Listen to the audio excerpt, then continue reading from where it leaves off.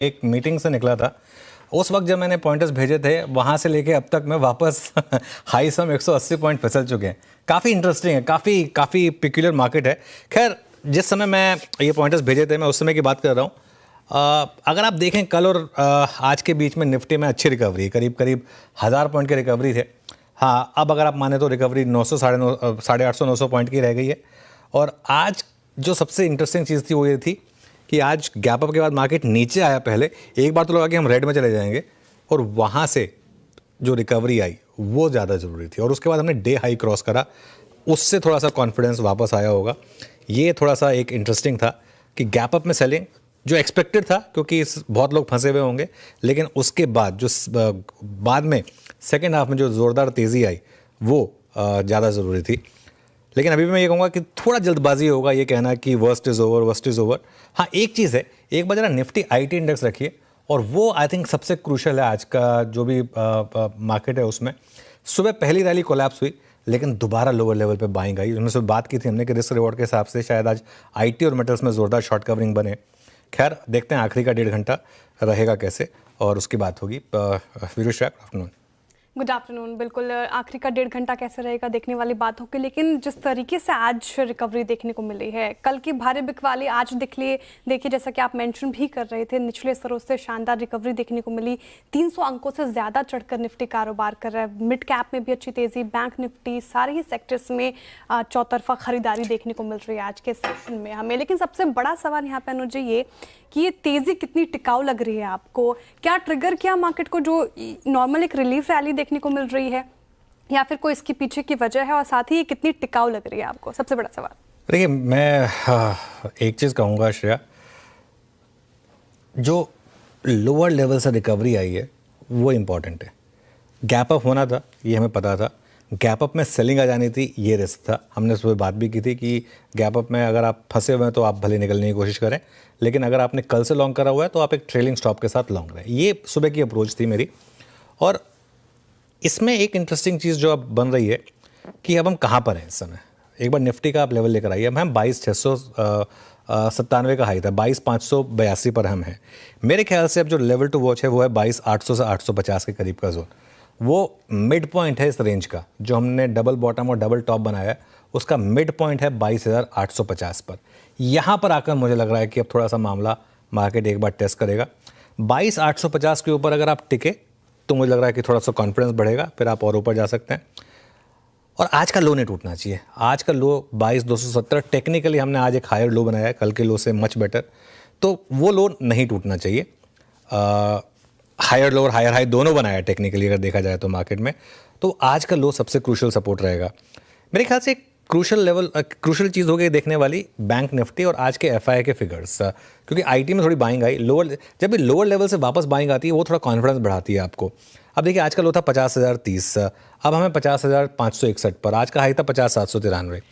50,800 से 51,000 ये मुझे लग रहा है एक जोन है जहाँ पर थोड़ी सी रेजिस्टेंस है।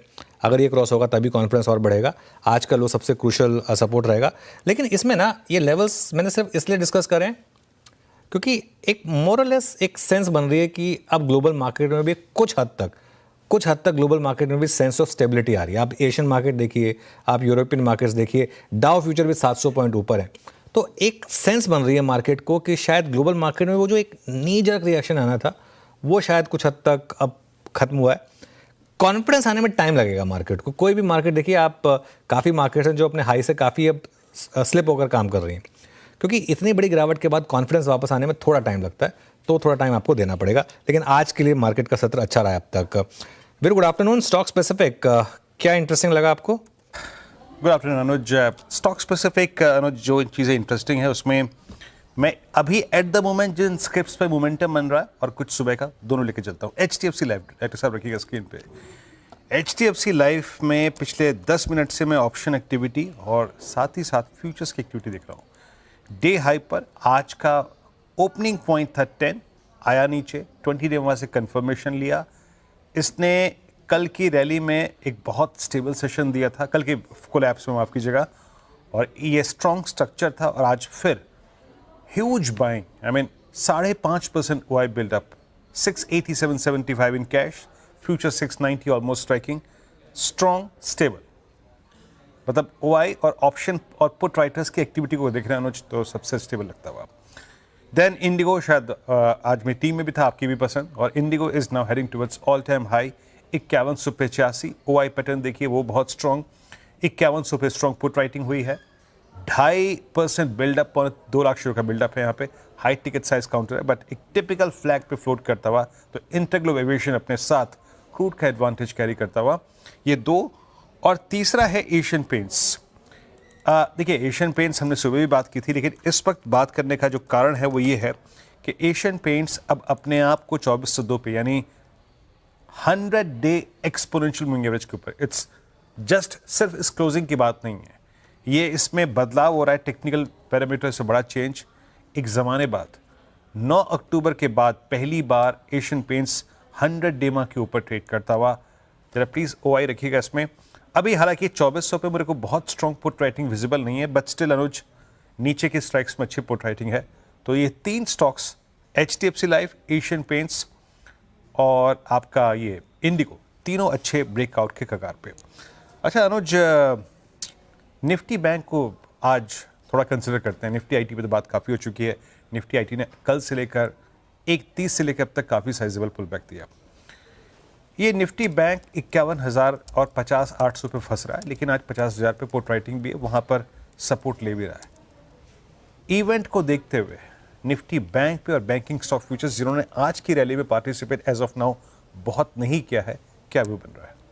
वीरू, पता है प्रॉब्लम क्या आने वाली है हमारे साथ? प्रॉब्लम ये आने वाली है कि हमारे पास बहुत सारे इवेंट्स एक के बाद एक लाइंड अप है। जैसे आपने बोला कल पॉलिसी, अभी हम अज्यूम कर रहे हैं कि ओवरनाइट ट्रम्प कुछ नहीं बोलेंगे, वरना कल पॉलिसी फिर साइड शो बन के रह जाएगा।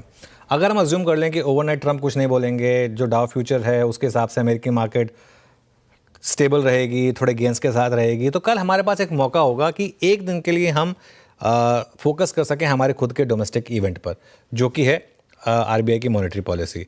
अब हर कोई ये मान के चल रहा है कि रेट कट आएगा, तो मार्केट उसको प्राइसिंग करके जा रहा है। हमारी जो मॉनेटरी पॉलिसी है, जो हमारी खुद की मॉनेटरी पॉलिसी है, वो भी कंसेंसस एक्सपेक्ट कर रहे हैं कि 25 बेसिस पॉइंट का कल रेट कट आना है यहाँ पर, तो वो एक्सपेक्टेड है।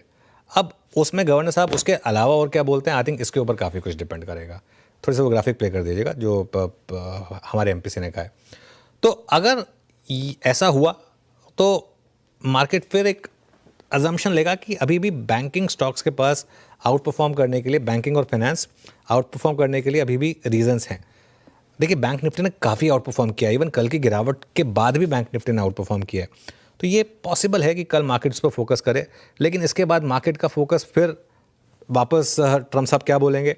अच्छा एक और बात, उसके बाद परसों छुट्टी है, लेकिन छुट्टी वाले दिन नहीं, परसों नहीं, थर्सडे को छुट्टी, हाँ परसों थर्सडे है, सॉरी परसों छुट्टी है। उस दिन TCS के नंबर्स आने हैं। सॉरी मैं थोड़ा अभी तक वो रणथंभौर में घूम रहा हूँ। तो परसों TCS के नंबर्स आने हैं, तो उसकी वजह से वो अर्निंग सीजन की शुरुआत हो जाएगी, वो एक और फैक्टर जुड़ जाएगा। तो फैक्टर्स हमारे पास काफ़ी हैं वीरू, और एक्चुअली काफ़ी सारे ट्रंकेटेड, हमारे इस अगले 3 हफ्ते काफ़ी ट्रंकेटेड रहने वाले हैं। 1 छुट्टी 2 छुट्टी ऐसे रहने वाला है, तो थोड़ा सा कन्फ्यूजन होगा हमको। तो थोड़ा सा दर्शकों से भी रिक्वेस्ट करूँगा कि थोड़ा सा स्लिप ऑफ टंग को जरा सा माफ़ करें। चलिए आगे बढ़ते हैं। हाँ, और अब श्रेया के पास चलते हैं आज के ट्रेंडिंग स्टॉक्स और कार्यक्रम का क्रम जानने के लिए। श्रेया जी, ट्रेंडिंग स्टॉक्स लेंगे सर, लेकिन उससे पहले एक सवाल मेरा ये कि जिस तरीके से अक्रॉस द बोर्ड आज खरीदारी देखने को मिल रही है, सारे सेक्टर्स देखें आप, इन ग्रीन कारोबार कर रहे हैं, और जिस तरीके से IT में निचले स्तरों से रिकवरी देखने को मिल रही है, तो ऐसे में सेक्टर स्पेसिफिक क्या स्ट्रैटेजी अपना, सेक्टोरल अप्रोच क्या होगी? मेरी सेक्टोरल अप्रोच वही है जो आज सुबह थी। आप देखिए, सबसे पहले आप लेकर आइए oil marketing companies, HP, BP और IOC। आज सुबह मैंने बिग स्टॉक्स में भी बात की थी इनकी, बहुत लोगों ने इसको रेड कहा था, मैंने इसमें ग्रीन की बात की थी, क्योंकि बड़े थीसिस पे जाइए आप। गवर्नमेंट का सपोर्ट, क्रूड का नीचे आना, और मार्केट की होप होगी एक जो बाकी का बचा खुचा है वो शायद कुछ कैबिनेट से इनको कुछ रिलीफ मिल जाए। तो OMCs पर खास फोकस है ये, और आज मार्केट ने आपको मौका दिया, गैप अप के बाद नीचे आए, और नीचे से जब स्क्रीन पर तेजी हो तो वो अच्छा होता है। दूसरा मेटल्स, अगर ये ग्लोबल मार्केट रैली एक्सटेंड करेगी तो मेटल्स में मुझे लग रहा है कि अभी भी, भले ही आज ना चले हो, अभी भी थोड़ा सा एक शॉर्ट कवरिंग प्ले बाकी है। आई थिंक थोड़ा मेटल्स को लेकर स्ट्रीट इसलिए नर्वस है क्योंकि वो चाइना वाला फैक्टर किसी को नहीं पता कि चाइना कैसे बिहेव करेगा, उस वजह से। तो उसको अगर आप छोड़ना चाहें छोड़ सकते हैं। IT, आई थिंक IT में 52 वीक लो लगाने के बाद एक बार के लिए सेंस बनती थी कि 4-5% की रैली बनती है निफ्टी आईटी में, और वो I think more less play out हुई। 30,900 का लो लगा के अब हम 33,000 पर हैं। एग्जैक्ट लोगों को तो भूल जाइए आप, लेकिन फिर भी 6-7% निफ्टी आईटी चल चुका है। मुझे लग रहा है कि यहाँ पे और शायद 2-3% की जगह, ये purely from the near term short covering point of view से।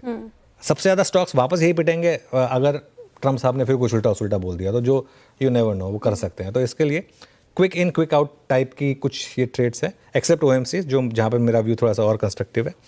बाकी तो खैर हम बाकी सारे मोर सेक्टर्स डिस्कस